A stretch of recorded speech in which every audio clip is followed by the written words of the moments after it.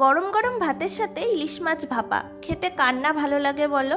আমাদের প্রত্যেকেরই প্রায় মানুষেরই বলতে পারো ইলিশ মাছ ভাপা আর গরম ভাত থাকলে আর কিছু চাই না।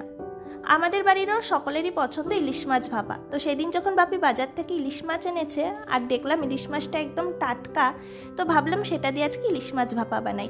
তো প্রথমে দেখো সাদা সর্ষে, কালো সর্ষে, কাঁচা লঙ্কা, সামান্য একটু নুন দিয়ে বেটে নিয়েছি। তারপরে কাঁচা মাছের মধ্যে প্রথমে নুন, হলুদ, তারপর সেই সর্ষে বাটা, তার মধ্যে দিয়ে দিয়েছিলাম 1 চামচের মতো জিরের গুঁড়ো আর কাঁচা তেল দিয়ে ভালো করে মাখিয়ে নিয়েছি।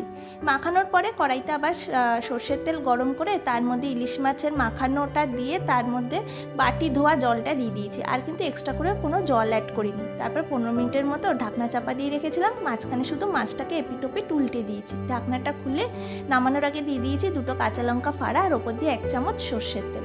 ব্যাস তৈরি হয়ে গেছে ইলিশ মাছ ভাপা। তোমরা কে কে এইভাবে বানাও জানিও।